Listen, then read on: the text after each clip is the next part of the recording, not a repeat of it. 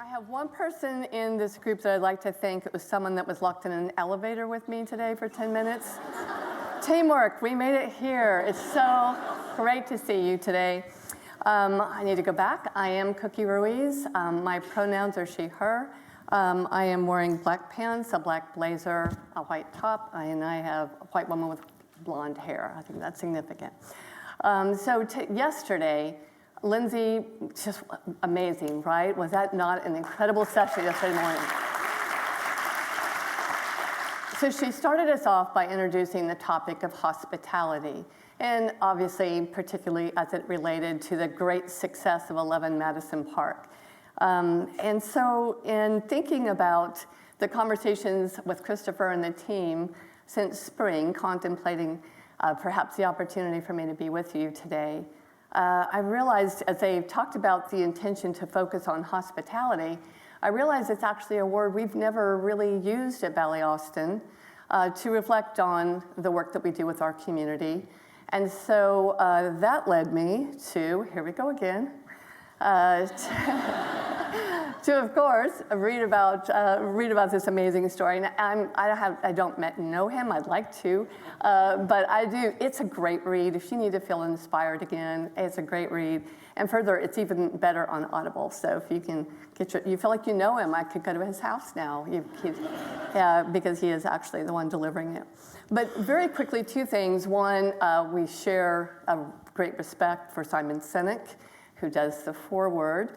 And then secondly, he identifies very early in the book a line, and I'm going to call it a line of demarcation, that exists in the world of fine dining. And that's sort of where he grabbed me into the book. Now, the line may be a door or even a glass wall, separating the kitchen and the culinary artists, everyone in charge and everyone involved in the preparation of the food, from the dining room, with servers and greeters and schedulers and maybe even the people with valet, everyone that can impact that experience, working diligently to elevate the experience to such a level as to encourage a return visit.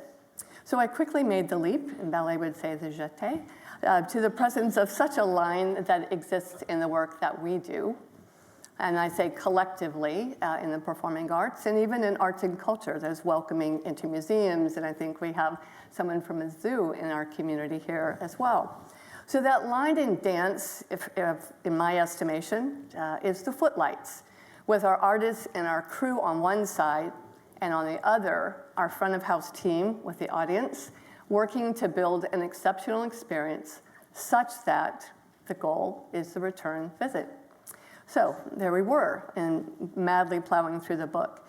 Then thinking about our artists, in many cases, all but 3 to 5 years of a dancer's life is spent in the pursuit of training and those relatively few minutes on a stage. So I take that really personally in the 29 years I've been at Ballet Austin. And along with my team, we kind of wage a battle. And the battle makes this next image the enemy. The empty seat. And in this case, 2,500 of them. Welcome to Dell Hall at the Long Center for the Performing Arts in Austin, Texas. This is our home. So in our quest to eradicate the empty seat, the word that we've used most often to describe this collective goal and effort is the word welcome. To feel welcomed, to be welcoming. And it is really in that moment of success that what we hope to achieve is that feeling that someone arriving feels welcomed. So today I really want to focus on the art of the welcome and the ways in which data analytics and research really inform the work that we do. And what it informs is this most analog, longitudinal, high-touch process imaginable that eventually builds lasting relationships and helps to grow our audiences. So what I'm about to share with you today is far less about the number of zeros in one's budget, but it is all about people. Now, my story starts in 2015. At that point, Ballet Austin was invited to become part of a 25 organization cohort, multidisciplinary organizations, and the title was Building Audiences for Sustainability. For this purpose of this conversation, the reason I'm bringing it in is that during this process, we were required to take a number of the funds and invest them in both quantitative and qualitative research. And this happened over a 4-year initiative. So it ended in 2019. Then in that time period, Ballet Austin really became transformed into an analytical organization. So we were prototyping and trying things and setting things aside. And we had basically gone through a pile of near misses to some really exciting successes. And then came COVID. So it stopped everything. And I am told that there was a form of COVID survival that involved obsession over one sourdough starter and their jigsaw puzzles. But I'm looking at a bunch of people, and I imagine, how many of you actually had jobs in the performing arts at that time, were impacted by COVID? Wow, so there you go. So I imagine you also didn't have that luxury of that sort of survival of COVID. But really, we were dog paddling. We were just treading water, trying to keep everyone hired in some way, doing something, and kind of hoping for federal funds to come through, et cetera.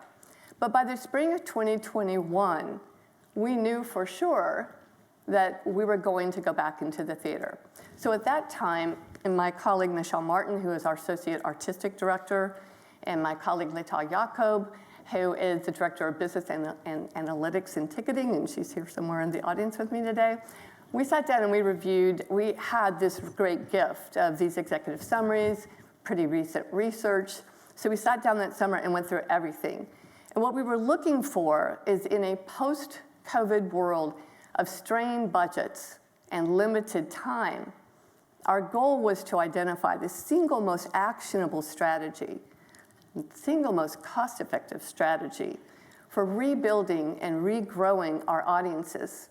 And we'd never stopped talking to our audiences. Obviously, no one did. We were all trying to keep connected in any way we can. We shared a lot of dog videos with everyone and held Zoom calls, anything we could do.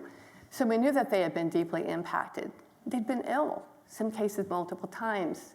Many of our audience members had lost family members. It was not going to be a field of dreams. You were not going to open the curtain and everybody was going to be coming back to their seats. So the answer to our search is best represented by these 3 letters. New to file, newcomers, first-timers. Most of us see these new to file numbers every day in our sales dashboards. I grab every morning a big mug of coffee at 7 a.m. We have 4 revenue centers at Ballet Austin, so I look at those dashboards and some ramp reports, kind of how we did overnight, how campaigns are going, how many days to curtain, what's the average daily, all of that. And in looking at those numbers, guess what my eyes went right past every day since 2016 when that widget appeared in my dashboard? New to file numbers. And over the course, I could see that they were getting bigger and an associated number next to it, how many tickets they were buying. And it was going like this. And I was so brilliant. I thought, how lovely, newcomers. That was it. That was as much as I was doing with the information. So sadly, it was not my personal brilliance that got us to this focus, but it came to us through data mining. Like that little jiggle. So I want to put a pin in that discussion for a minute. I want to talk about data mining, because it was completely new to us in 2015 at Ballet Austin. Prior to Wallace, the opportunity for market research, see if this sounds similar to your organization, was rare.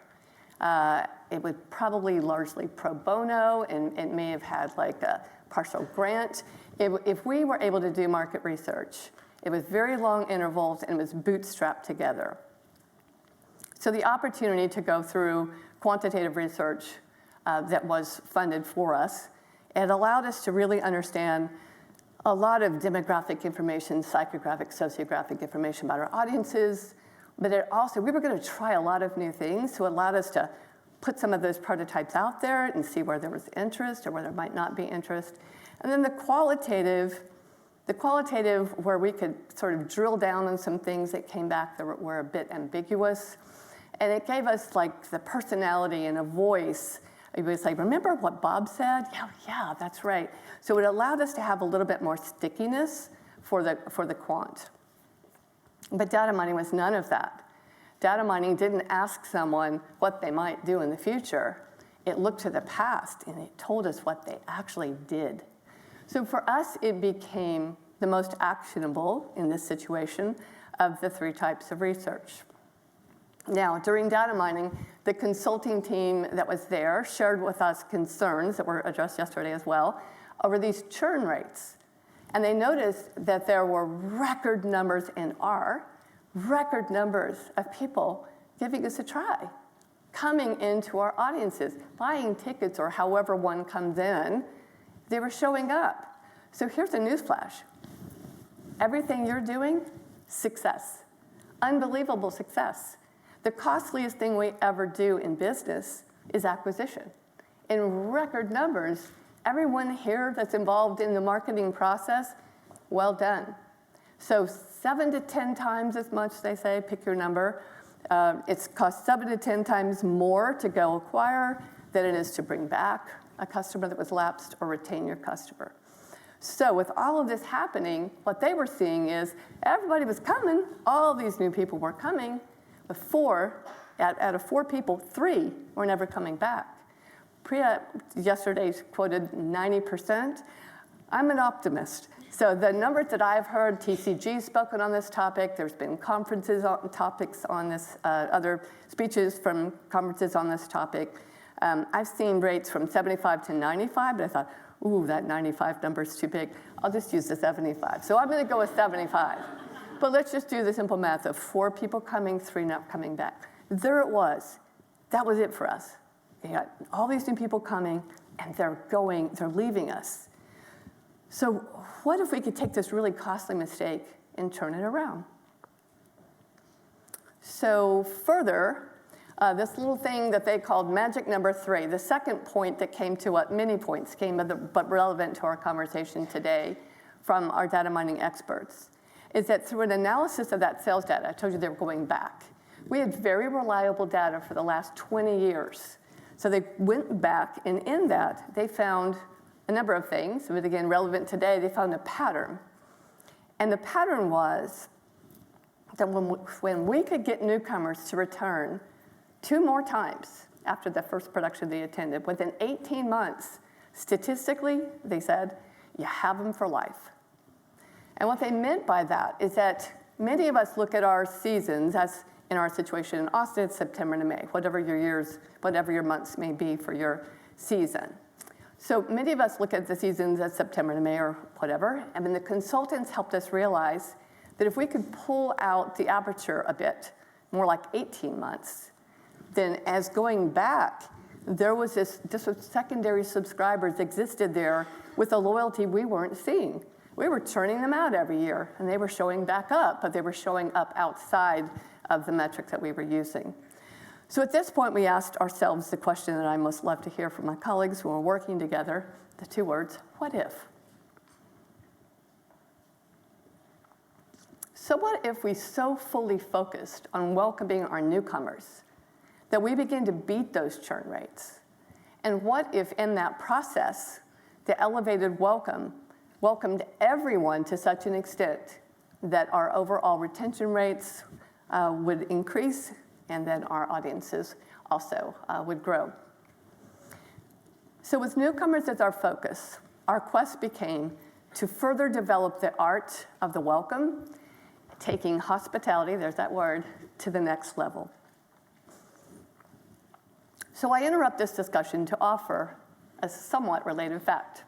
While Austin's population has doubled every year since the year of incorporation in 1839, a growth curve like this, during COVID, on top of that growth, 200 people a day on average moved to Austin. Now, if you live on either coast, and a lot of you live close here, I would say, might have been someone from your community moving to mine. I'm gonna go out on a limb and say I don't think it was sort of the legislative activity that's happening in my state that was a draw. But I do think it was the fact that we have no state income tax. The result of this is that we experienced a population tsunami that pushed Austin unwittingly into becoming the 10th largest city in America by virtue of population, without sufficient infrastructure and almost no public transportation to support that growth. So I'm here to tell you that that is not a, hey Google image, give me a picture of any traffic jam in the United States. This is Austin, and probably about 3:30 in the afternoon. Now, get out a violin and play. I'm standing on this stage in this city, and many of you living within 20 square miles, I get it. But you used to be able to reliably leave your home in Austin and have an idea of when you were going to get somewhere. That was no longer the case. So now what we knew we had to do, we have artists, we have a responsibility to fill a house. We had to get people there early, period. At our first cohort meeting with the Wallace Foundation, probably 2015-16, we met a consultant. His name was Mr. Frank Capek. He at the time had a business called Customer Innovations. MIT graduate, brilliant man, conducted his graduate research on the topic of waiting. I will probably do a disservice because I'm going to overgeneralize his great work, but ultimately it went on to create the serpentine lines at Disney. So his research compared, on your left, the unoccupied wait, have to always go back to with the occupied wait. And the obvious conclusion is that we perceive the occupied wait to pass more quickly than the unoccupied wait. So we said, okay, we can't resolve the traffic, but we can continuously message the importance of coming an hour early, creating an unoccupied wait, and now our job was to fill it. The next year, I retained Frank to come to Austin with part of the grant that was provided to conduct an audit of our implementation. We had gotten started creating ideas and prototyping things with the audience, and so it's like, have him come. I felt like our team was sort of at a B, and that he would come and give everybody like a pat on the back and a short list of how to get to that A+, but that is not what happened. Even though we were like inviting him to Austin, but nonetheless. So it was a withering C- across the board. And it was for pockets of inconsistency, like something great happening and then kind of like a desert and then something great happening, so inconsistency. But worse yet, Austin is the self-proclaimed live music capital of the, wait on it, world. And in that city that is all about music and musicians, all of it, we managed to earn a failing grade in front of house music. And I'm not talking about anything on stage. I'm talking about like music, Spotify list up front. So that wasn't great. So Frank suggested that we work with a musicologist, which we did. We found a musicologist at the University of Texas at Austin, and then we went back into our design process. Now, I've gone through the community list. I know that there's like many of you associated with music. I only wish I knew then what you all already know. So here's what we learned. We learned that music really matters to creating an experience, and that we had and were not using the power to set the mood and the tone and the energy, and it can't stop and it can't fall off from ingress all the way through egress. So what we were having is something like, I'm just gross example, but I'm just going to give you an obvious example. It's the holidays. You turn on the Spotify holiday list for your holiday show. And you might have this moment, which we did, this is what he got us for, where you've got a beautiful rendition of Silent Night. And at this point, your house is full, the lobbies are full. So one team member goes running for the sound booth to crank it up because it sounds like musical chairs, like the music stopped. But it actually hasn't, it's quiet. And then the next thing you know, you got Mariah Carey and, man, all the things she wants for Christmas. So all those two things bumping together. So today we have a thematic playlist that's carefully curated. We think about the 90 minutes, doors open, it's quiet, and how you build a crescendo into the moment of curtain, grab those people there with that energy, and then pull it back down over the next 30 minutes. One day in our design process, we had a blinding flash of the obvious, and I do mean the obvious. Realizing that if our dashboards are showing us that we've got this record number of people coming, why don't we start talking to them now? So I want to show you two quick videos. First, I want you to meet Vicki Parsons. She's a member of our team, and in her day job at Ballet Austin, she runs the Butler Center for Dance and Fitness. So part of our mission is to encourage health and well-being. So we have 12,000 adult students in the Butler Center for Dance and Fitness. It includes a breast cancer survivor program, a healthy aging program, and we're now getting into trauma and mental health. So she's an incredible person, but when we get to the theater, her job is to run our welcome centers. So this video is, we record one for each production. Here's just an example, but I want you to meet Vicki, and this goes out several days to all of our nudophiles before they arrive. Hi, my name is Vicki, and I head up the Welcome Center team at Ballet Austin. I'm excited you'll be joining us at the Long Center this weekend for Stephen Mills' performance of Hamlet. It's one of my favorites. I invite you to stop by the Welcome Center, located in the East Orchestra lobby after you get your ticket scanned. We'll be there to give you information about all the things you can do pre-show, and you can ask any questions you may have about the performance or about Ballet Austin. Look for the table with the flowers and the Welcome Center sign behind us. And we have chocolate. So stop by the Welcome Center, grab a piece of chocolate, have a conversation, and enjoy the rest of your evening. And thank you for choosing Ballet Austin this weekend. See you soon. So Vicki's contagious kindness is so absolutely sincere that people walk through the door and they're like, I need to meet Vicki. And that chocolate has kind of become a character, and so that it gets cuter every time. The next video is sent within 1 hour of the curtain going down. Our goal here is to end that first moment of welcome. We want to be that first email and at the top of their inbox, or maybe when they pick up their phone the next morning. It features Artistic Director Stephen Mills, who does all of these with and for us.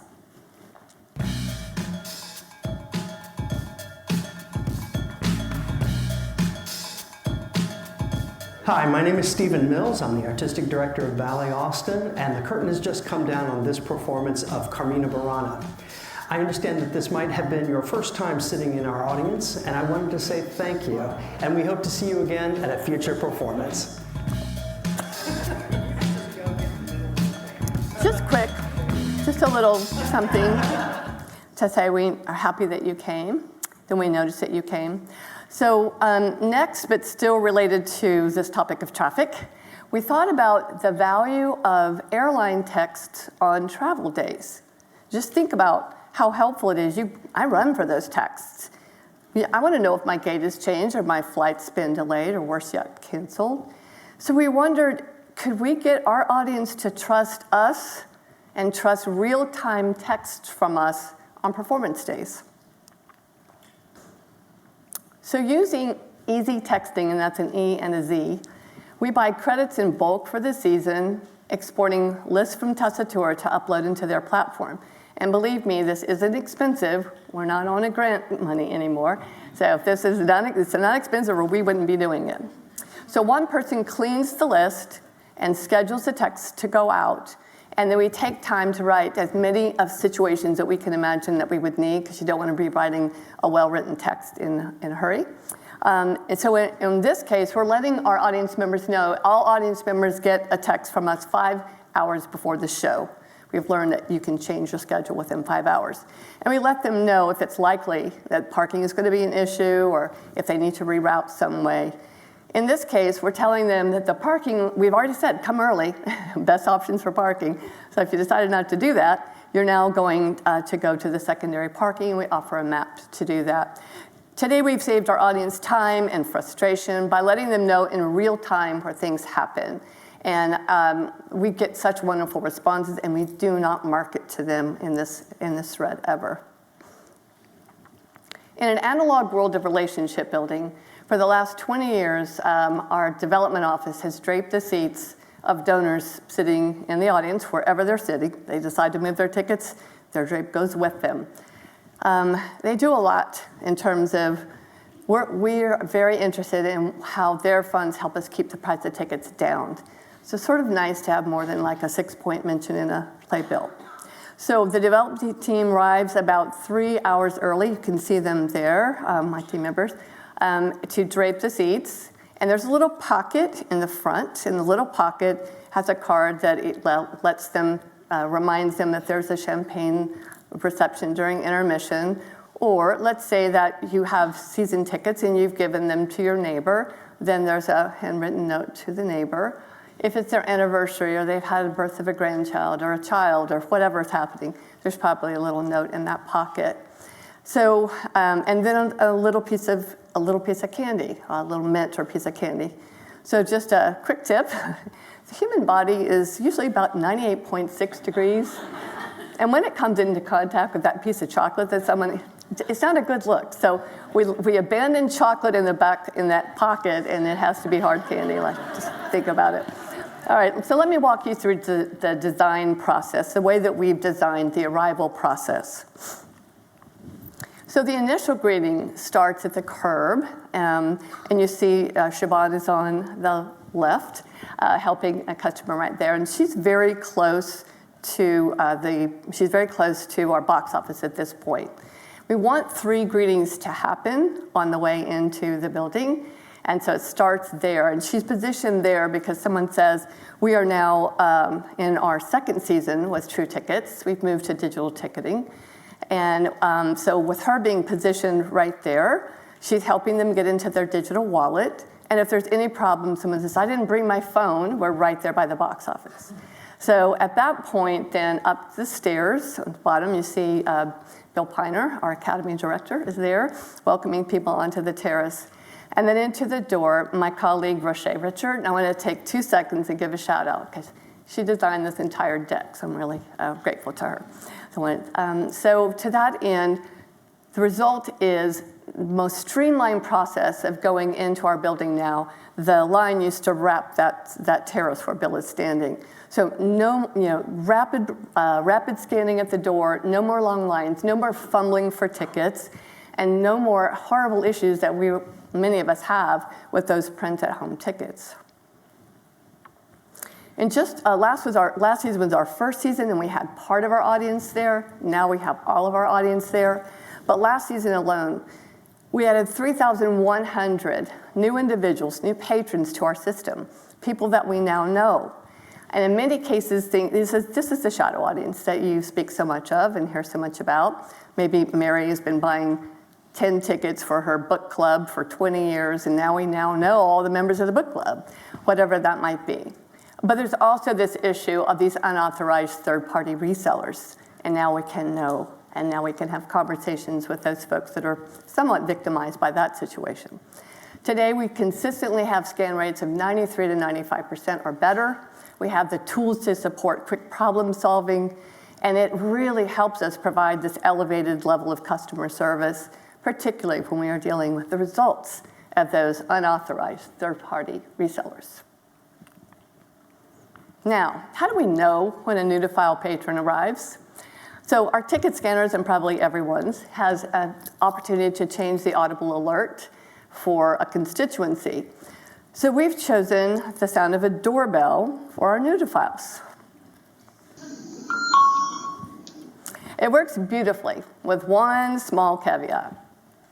We had to work through a period of usher tendency that when they heard that sound, they got so excited that they would turn to this poor person walking through the door that's a new-to-file and say, you're a ding-dong, you've got to walk over there. In Texas, there's just one expression that fits here. Bless their hearts. So the new-to-file greeter. The new-to-file greeter is located behind the people scanning and then in front of the Welcome Center.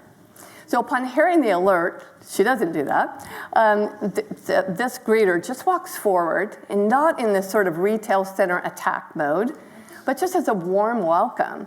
And honestly, we know that many personality types don't take kindly to being accosted at a door. So her goal is to match the greeter's level of energy, or match the newcomer's level of energy. And then just walk up to them in that way, introduce yourself, say welcome. It looks as if this may be your first time. It may not, and we make that correction right then. But even if it's not, we still want them to get that chocolate and meet Vicki. So her job is simply to have that person walk those 2 or 3 feet and not abandon us in either direction. So physically, these welcome centers are completely underwhelming. It's just a table with a tablecloth and a very inexpensive fast sign hung above it. But honestly, the reality is that the Welcome Center is all about people. So these are highly motivated team members that work at every level of our organization. This is not you have to be a director to do this. This is like anyone that's good in our organization at loving and welcoming people. And over time, this team is highly trained in reading moods and personalities and details. They have to take in all these details in just a second when people are arriving. Now they've got a certain number of minutes or an hour before curtain, and so they take all of that information and they curate a personal experience for whatever time is remaining. So at this point, I want to show just a brief video that sort of pulls all this together. So the Long Center. This is a QR code that lets people help quickly get into their digital wallet. Siobhan is there working with this patron. So she's going to scan it, and that is exactly how long it takes to pull up her tickets. Unbelievable. So she's already gone past the box office. She didn't need help. And our colleague says, good for you. You got your phone out. So here she's proudly showing her phone. And then Paul's at the door. We'll talk about Paul later. And then in through the door, and Jessica gets that audible, does not freak out, and she invites her to take a couple of steps to the Welcome Center, and Lauren is there to curate her experience. So we realized once our newcomers arrive at the Welcome Center, it would be helpful to provide them with a map that sort of it's themed to each production. It's either paper or QR scan, whatever they prefer, with the times, descriptions, and locations, because we're a tenant in our theater, so we're using every space we can. So anything that we've rented as part of our agreement, we're trying to do something. So how do you get to there? So next thing we thought, they got the map in the hand, but now we need to do something about wayfinding. So in order to help them find their way to all these locations, we needed to have really effective signage. And we realized these are the kind of pop-up signs that a lot of folks use. We've seen them in theaters across the United States and in conferences, very often you see these. And they are great in an empty theater. But guess what happens when the doors open? So seeing this image of this very crowded lobby blocking any possible opportunity to see anything, and I'm absolutely convinced entire groups of people would call and say, hey, you coming with me? Yeah, okay. Well, let's meet in front of the sign. I'm sure of it. I'm absolutely sure of it. So we spent time in the design process thinking strictly about wayfinding. Said, everybody go out and think about wayfinding. In about a week, one of our colleagues came in and said, I got it. I was grocery shopping last night, and I noticed that all the signage is above the aisle. What if we did that? And so we did. And so we do. So Balletomania. This program represents much of the focus and a lot of the funding that we use to design as the last part of the Wallace Foundation exercise. It is a self-guided, most important word, interactive discovery area with 6 to 8 themed stations. Half of the room is about the work that you're about to see, and half of the room is about the upcoming works. So on each of those digital monitors, it screens closed caption, original videos on a loop, about 2 to 3 minutes. All the video content is produced in-house by our 2-member content creation team, and all the display implementation is produced by our education team. Our goal is to get everyone through possible before the show or during intermission, but most importantly, the self-guided part of it is we have 3 really different segments of people in our audience, and we had to figure out a way to share this information, but without a one-size-fits-all, back to sort of one-size-fits-one. So the intellectual connectors consume the content like sequentially. If they get so far and it's now intermission, they stop there and finish. So they're very sequential in their consumption. The social connectors kind of light from they may start at the end and then go over here, and then a group of them stand in the middle of the room with, maybe talking about their day. And because for the social connectors, it's about the people that that they are with. The kinesthetic connectors, they are finding their way immediately to the part of the displays that allow you to try out the movement that you're about to see on stage and to talk to dancers. So here's some examples. In this example, the picture on the left, a father is in the set design area with his daughter, showing her this little station was about the principles of Cambodian shadow puppetry that was being used to share the storyline of Stephen Mills' The Magic Flute.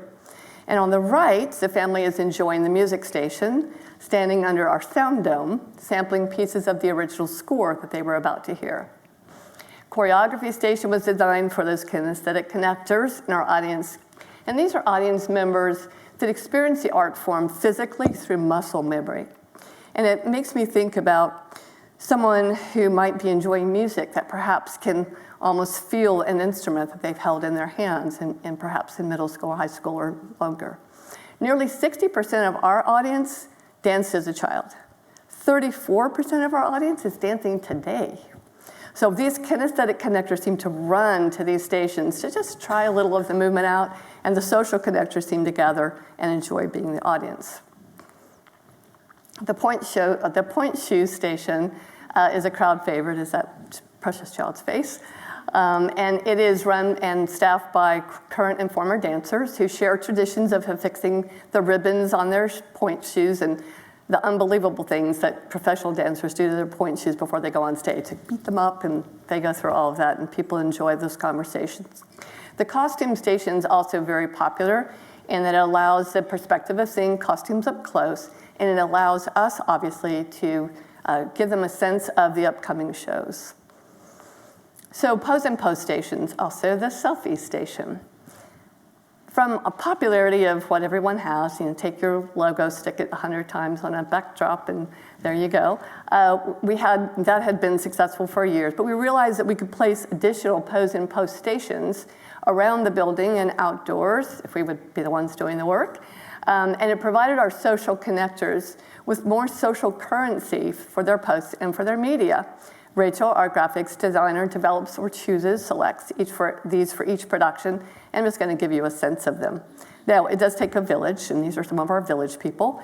So Allie on the left is a community programs manager. Emily, our associate director of finance and administration, is holding up the world in the middle. And then Rachel, the graphics designer, is on the right. They're sandbagging the bottom of this, and then there's the success. But the outdoor pose and post stations are really popular either day or night. Some of the most beautiful views of Austin are from that terrace. And don't forget, I know a lot more about music now, our music is playing out there, and it is not an unusual thing to see people dancing under the stars during intermission. So it's a nice setting. So in our orchestra level, these are the quintessential social connectors, a group of women out for a wonderful night together, and then a father-daughter date. And then during a Stephen Mills Poe, A Tale of Madness, you could step into the raven's wings and become the raven, or you could sit at Poe's writing desk. So it's really all about people. Now, with all these audience engagement strategies being executed, what about the team that creates the program design and implementation that brings this magic to life for the members of our audience for each production? Our best ideas and our most effective problem solving come from our design meetings and our customer mapping exercises. And I think Lindsay showed really a graphic from what we would consider customer mapping. We just did our fourth one last week. We've done 3 over the summer. So we've learned over the years that in order to do this work together, we really have to hire for very specific skills. So in our hiring process, the next to the last step in hiring is an interview specifically for organizational culture. Nothing about the job title or job description is dealt with on that day. So it's a team of people that really best represent our culture, and it's the same team that interviews. And they conduct a behavioral interview, and they are looking for the presence of certain skills or the absence thereof. Now, the doors to almost every theater open about 90 minutes before the show, and 10 minutes before that gives us this 100-minute meeting. Lindsay talked yesterday about the need to pull the team together, and that is exactly what this is. It's a huddle. And so on each performance night, we gather together to say, okay, we're the team that's working tonight. Here are the updates going on, external to us, things over which we have no control, but we will be impacted. And then we do shout outs. And we like to brag on each other. If we catch another member in the act of helping a customer, we give a shout out and say, it sort of inspires everyone as we get going. And then most importantly, we declare everyone there a problem solver. If you're gonna be out on the terrace or at the walkway or in the balcony and you see someone that needs help, help them. You do not have to ask anyone permission, just go for it. And then also everyone is asked to see and report friction items. So let's just talk a little bit about those friction points. Over the years that I've learned that in my role, where I end up in the theater, I probably have the worst view of what's going on some nights. I'm here giving a speech or I'm here in a reception. So it is really my colleagues that do such a great job of seeing these moments that can be really disruptive to the relationship and to the experience that we're trying to have. So over the years, these issues my colleagues identify and we make note of them and they run the gamut. So I'm gonna give you sort of 3 examples of sort of a broad array. The first one actually, we're gonna go back one. Nope, we're good. All right. So the first one involves something that I was able to witness. It was a rainy matinee. A mother had come in. She had stilettos on. That'll be important in a minute. And 3 children with her, all under the age of 6. She goes through the skating process. And this is another one of them bless their heart moments. But the usher says to her loudly, she repeats the obvious, "Your ticket didn't scan." Which the woman knew because she was already standing there rather horrified. And so she finally says, well, what should I do? And the usher says, go back to will call.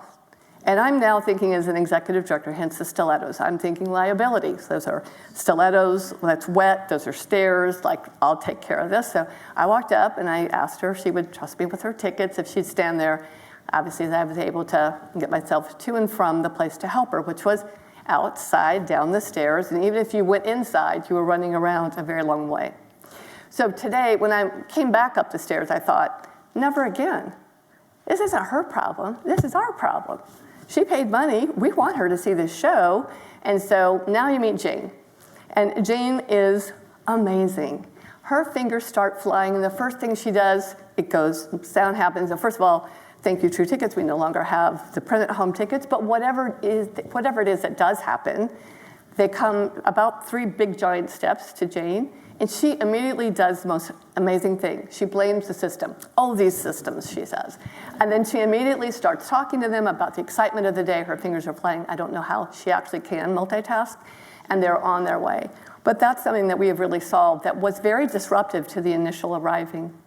Now, opening night, a second friction item.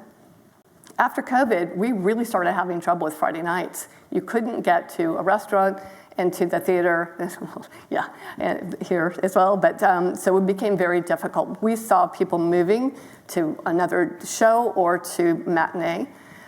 So ultimately, we worked with our venue, and they helped us create themed specialty drinks, which you've had before, charcuterie boards, and recently, I didn't know that grilled cheese could be a gourmet item, but it can. We had a food truck with grilled cheese, and then a lobster one with gourmet lobster rolls. So that was really fun. So we're trying to put some surprise and delights on Friday nights only. It's the only time you can do it. But further, we decided to use geofencing, and we focused on our downtown dwellers, the people who chose to live in an urban environment, that were not showing up in our top 10 zip codes. So with our demographic that matched our targeted personas, and through programmatic advertising using video, static imagery, and historical phone data, we successfully increased both customer traffic and the number of new files. So the effort propelled this targeted zip code 78701 from being completely unlisted for a number of years, popping up consistently in the top 10, even in the top 10 subscribers now, and in this case, number 6. So the last friction point. As a producing company, what do you do when it is time to enter a sales cycle for a world premiere and the sets and costumes are being constructed elsewhere, and there really are no visuals yet? Paul Michael Bloodgood, a former Ballet Austin dancer for 18 years and award-winning filmmaker, when he retired, we hired him, and he leads our film and video production team and our creative services team. So Paul came to Stephen and me and said, I understand the problem, we've got to get something done. I have developed a pro bono relationship, favorite words for executive director, pro bono. And they've offered me 2 days in the film studio. Would y'all let me go into the wardrobe closet and grab the costume shop, grab some period costumes. I'm going to run by Goodwill and pick up some furniture. I just need 5 dancers, access for 2 days. I promise you I'll come back with something we can use. So I want you to see what happened out of those 2 days.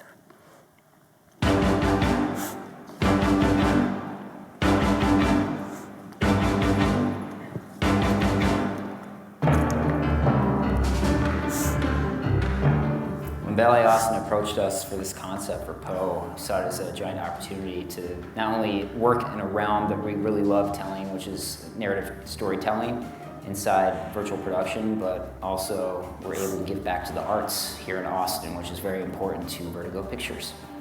With Stephen Mills' Poe, A Tale of Madness, Stephen has a stylistic approach to choreography. He's always trying to push boundaries and trying to take dance to the next level. I really wanted to work with Vertigo Pictures because I realized that the technology they had was the perfect tool to translate Stephen Mills' Poe, A Tale of Madness for a commercial.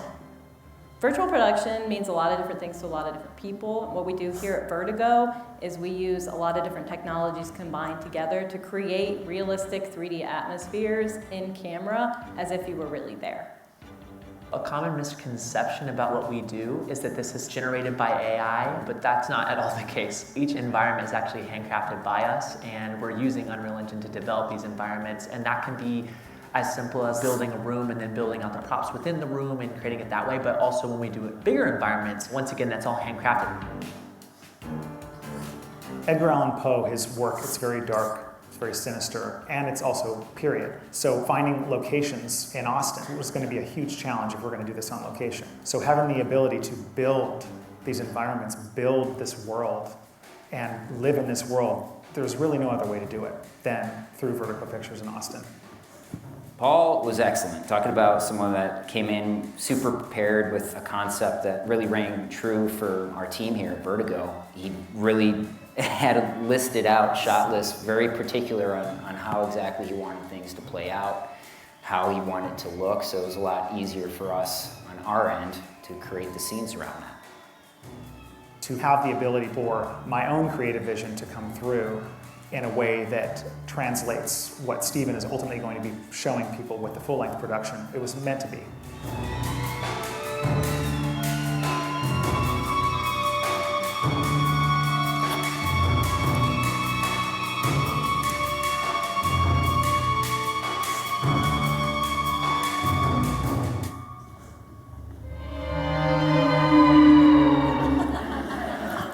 Love that every time. So last week, we learned that the 3-minute short film that came from that was nominated for a Lone Star Emmy Award. And then since I turned this in, it's been nominated for 4 more awards, including the Clios. We're in the final round of the Clios. So next month, we'll see. And I accept that, and I'll take it back home to Paul. So really exciting. So these are some still shots from our chief photographer, Anne-Marie Bloodgood, also a former dancer. What follows from this is from Poe, A Tale of Madness, so the same project. And what follows is a 30-second commercial that came out of that project. Ballet Austin welcomes the world premiere of Stephen Mills' Poe, A Tale of Madness. Experience the intrigue, mystery, and horror of Edgar Allan Poe's most enduring works, with a new score by Graham Reynolds, performed by the Austin Symphony Orchestra.